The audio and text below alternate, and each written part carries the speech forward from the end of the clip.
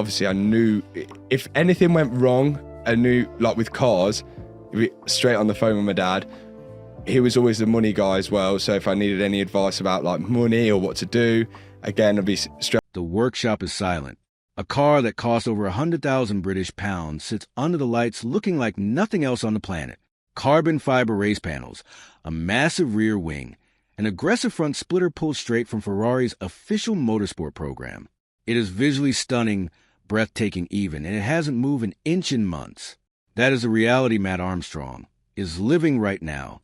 And if you've been following this build, you already know it has been one of the most dramatic, most frustrating, and most controversial supercar stories of the decade. But today we are going all the way in. We are breaking down every single detail of what has gone wrong, why it matters so much more than people realize, and what the situation might mean for every car owner on the planet going forward. Because this is not just about one YouTuber and one crashed Ferrari.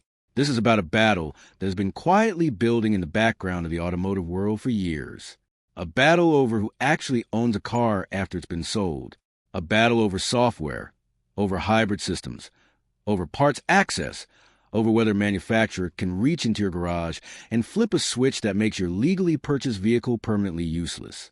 And Ferrari may have just handed us the clearest example of that power we have ever seen. So buckle up. Here is everything we know. Before we go any further, let's make sure everyone is on the same page. Because if you're new to this story, you need to understand who Matt Armstrong actually is to grasp just how significant this situation has become. Matt Armstrong is a British YouTuber with over 6.5 million subscribers, and he has built his entire reputation on doing the one thing that everyone else in the automotive world refuses to do. He buys cars that are beyond saving. The cars that insurance companies have written off, that dealerships have declared dead, that even the original manufacturers have looked at and shaken their heads. And then he brings them back. Not in a rough, patched-together way. Not cut corners and hope for the best way. He brings them back properly, methodically, often to a standard that rivals or surpasses factory conditions. His track record speaks for itself. He rebuilt a Porsche GT3 RS that was a total loss. He took a Lamborghini Aventador SVJ that had been completely destroyed and breathed life back into it. He rescued an Aston Martin DBX that had been fully submerged underwater. He rebuilt a Ferrari 812 Superfast from virtually nothing and then, in one of the most emotional moments in his channel's history, gifted it to his father.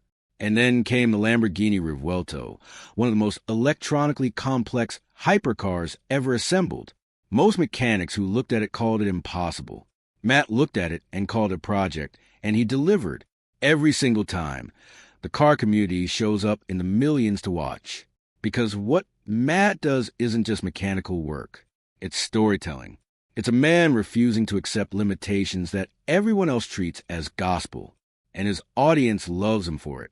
So when he announced he had purchased a wrecked Ferrari 296 GTB, a car so catastrophically damaged that a Ferrari dealership had officially declared it beyond repair, not just beyond the repair budget, but beyond anything that had ever been attempted before on that model, people weren't worried. They were excited because they had seen what Matt could do. What none of them saw coming was that the biggest obstacle on this build would not be the damage. It would not be the complexity of the hybrid drivetrain. It would not be sourcing parts from the other side of the world.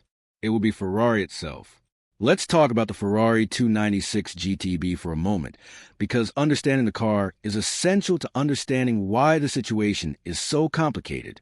The 296 GTB is not just another Ferrari. It is one of the most technologically sophisticated road cars a company has ever produced. Under that sculpted bodywork sits a 3-liter twin turbocharged V6 engine paired with an electric motor producing a combined output of 830 horsepower. 0 to 100 kilometers per hour in under 3 seconds. A brand new example starts at around 270,000 British pounds. This is a rolling supercomputer disguised as a sports car. And unlike the Ferraris of previous generations, the ones that were essentially pure combustion machines you could understand by looking at them, the 296 is deeply integrated on an electronic level. The engine management system, the hybrid battery system, the safety protocols, the power delivery, the traction systems, everything is interlocked. Everything communicates. Everything depends on everything else. Now, the specific car that Matt purchased had been shipped to Cyprus after its original sale, and the previous owner, feeling confident behind the wheel of an 830 horsepower machine, made a decision that car enthusiasts everywhere will recognize as catastrophically overconfident. He switched off the driver aids on an open road. Do you understand what that means on a car like this? 830 horsepower, no traction control, no stability management, no electronic safety net of any kind. The result was exactly what the laws of physics promised it would be. The damage was severe enough to make seasoned mechanics step back. The suspension was ripped clean off. The floor of the car was punctured. The wiring harnesses were destroyed. The airbags had deployed, and the car had essentially shredded itself from the inside out during the impact. When the wreck was taken to a Ferrari dealership in Cyprus, the verdict came quickly. The repair estimate was astronomical. But that wasn't even the final blow. The final blow was a statement that came through Ferrari's official network. A 296 this badly damaged had never been repaired before. Not by any independent shop, not by any specialist, not even by Ferrari themselves. The car was officially, completely, terminally written off. And that was the moment Matt Armstrong heard about it and decided to buy it. Here is where the story takes its first unexpected turn. And it's worth pausing on this because it changes the entire context of what comes later. When Matt flew from the UK to Cyprus to begin working on the car, he brought roughly 9,000 pounds worth of original Ferrari parts with him that he had already sourced. And when he got to work, Ferrari did not stop him. In fact, quite the opposite.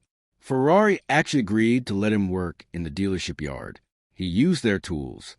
He worked in an environment surrounded by brand new Ferraris with dealership staff watching his every move, probably still not quite believing what they were seeing with their own eyes. Think about that for a second.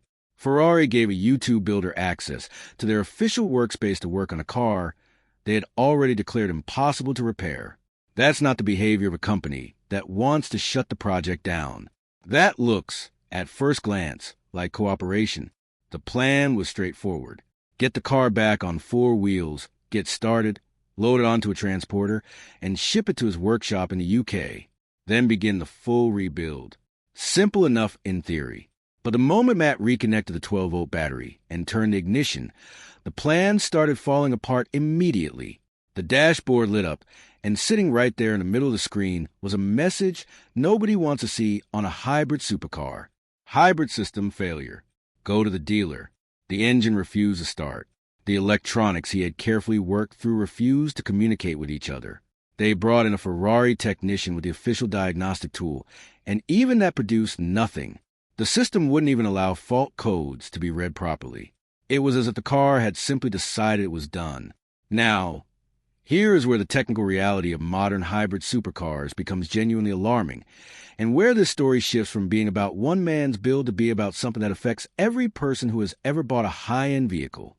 Matt's team identified that the source of the problem was the hybrid battery system. The crash had likely damaged it internally, so he made the call to replace it entirely, spending around 18,000 pounds on a brand new replacement unit. That is a significant financial commitment on top of the 100,000 he had already spent on the wreck itself. It did not solve the problem. The car still refused to start. New warnings appeared, including battery thermal runaway, multiple temperature sensor faults, and continued refusal to charge. The hybrid system was alive enough to produce errors, but not alive enough to allow the engine to run. The technical reason, as explained by automotive experts, comes down to a component most people have never heard of, a pyrotechnic fuse. This is a safety device built into the high-voltage system of hybrid and electric cars. When the car detects a serious impact, this fuse physically destroys itself to cut off all high-voltage power instantly. It is not a switch. It is not a breaker you can reset. It is a one-way door. Once it blows, it is gone, and the system behind it locks down permanently. Here is a critical part that you need to really understand because this is the heart of the entire argument about the right to repair in the modern era. Resetting the battery management module that controls the system, the brain that decides whether high-voltage electricity is allowed to flow through the rest of the vehicle, is not something you can do with any scanner available to the general public. It is not something an independent mechanic can access with third-party diagnostic tools. It requires Ferrari's own proprietary software, and certain functions within that software are locked behind direct factory authorization. On a traditional combustion engine car, a skilled mechanic can work around most faults. They can force systems into compliance, bypass stubborn sensors, and get the engine running. Mechanics have been doing exactly that for decades. The mechanical and the electronic are, to some degree, separable. On the Ferrari 296, they are not. The hybrid system and the combustion engine are so deeply integrated that the V6 will not even attempt to fire unless the battery management system gives it explicit permission to do so. Without the hybrid brain's green light, the engine is permanently frozen. It does not matter how mechanically perfect the rest of the car is. It does not matter how skilled the person working on it happens to be. And Ferrari holds the only key. So Matt reached out to Ferrari for help. Reasonable, right? He's working on one of their cars. He needs access to their diagnostic tools, and he is willing to pay for the service. Ferrari's response created what can only be described as a perfect paradox. They said they would be willing to properly diagnose the car's electronic systems, but only under one condition. The car had to be presented in a complete state with all airbags installed, all sensors connected, all lights in place, all radiators fitted, and all hybrid modules fully functional, exactly as it was when it left the factory. In other words, Ferrari was telling Matt to finish rebuilding the entire car before they would tell him what was wrong with it. Stop and let that sink in for a moment. To get Ferrari's help fixing the problem that was preventing the car from running, he first had to fix everything else about the car as if there were no problem. But without solving the underlying electronic issue, there was no guarantee the car would ever run, no matter how complete it became. He could spend hundreds of thousands of pounds completing the build and still end up with a beautiful, immaculate, fully assembled car that sits there completely dead. That is the paradox. Complete the car to get the diagnosis. But completing the car provides no guarantee the diagnosis will actually lead to a solution. And at every step, the financial risk is entirely his. Most people would walk away at this point. And honestly, it would be the rational thing to do. Matt Armstrong is not most people. Faced with a paradox that had no clean solution, Matt made the kind of decision that has defined his entire career. If Ferrari needed the car to be complete, then he was going to make it the most extraordinary completed Ferrari 296 that had ever existed. He managed to source an official Ferrari 296 Challenge body kit. The exact ultra-lightweight components used on the track are the only race version of the car.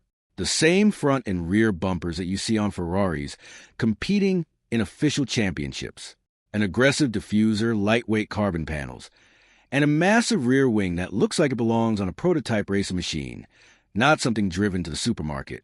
His goal had evolved entirely. He was no longer just trying to repair a crashed car. He was building a road-going Ferrari 296 dressed in full race specification. A combination that had never existed before anywhere in the world. Not in any manufacturer's lineup. Not in any private collection. Nowhere. The engineering challenges that came with this decision were significant. Radiators had to be relocated. Custom mounts had to be fabricated. Pipework had to be reworked throughout the car to accommodate the new bodywork. None of this is simple. All of it requires precision. And yet, over weeks of work, it came together. The car that had arrived as a shredded, undrivable wreck was transformed into something visually indistinguishable from an official factory race car, the kind of car you would see lining up on the grid at a Ferrari Challenge event. The transformation was genuinely stunning. At this point, many people watching believe this might actually be the build that went all the way, the most extraordinary Ferrari 296 ever assembled. But the universe, and more specifically Ferrari, had other ideas. The parts that Matt had ordered to complete the Challenge kit conversion stopped arriving. Some had come through earlier in the process. Ferrari had partially supplied the components he needed before something, somewhere in their system, flagged the order. When he followed up to find out what the remaining critical parts were, including specific fenders, radiators, and other components from the Challenge specification, he got the answer that stopped the project completely. Ferrari told him the parts were restricted. The reason? The components required authorization that was tied directly to the vehicle identification number placing the order. Ferrari's system was checking whether the vehicle was an officially approved 296 challenge race car competing in their motorsport program. A crashed road GTB being converted into a race specification machine in a British workshop did not meet that criteria, so the parts were blocked. Here is what makes this particularly brutal.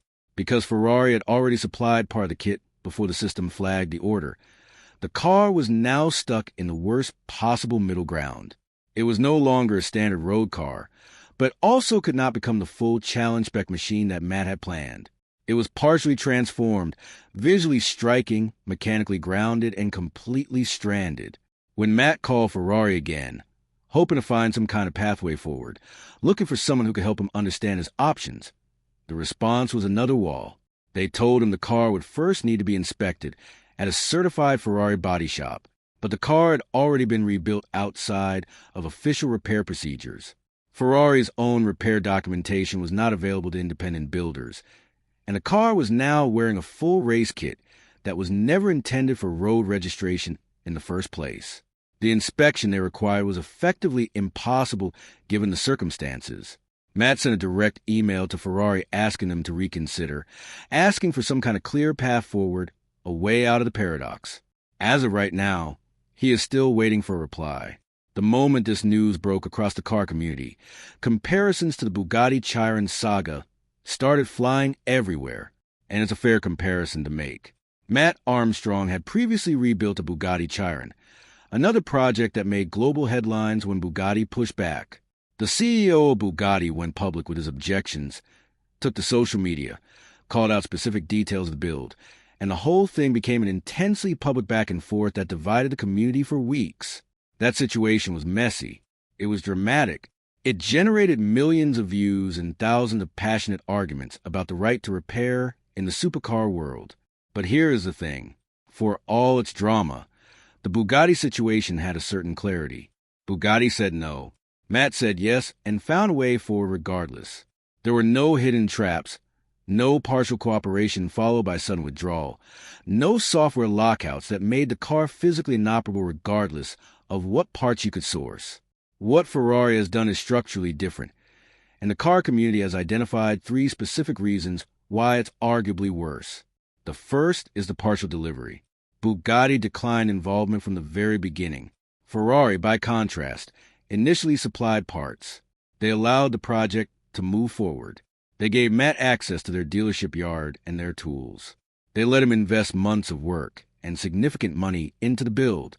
And then, without any warning, they blocked the final critical components needed for completion. That is not a refusal. That looks far more like a trap.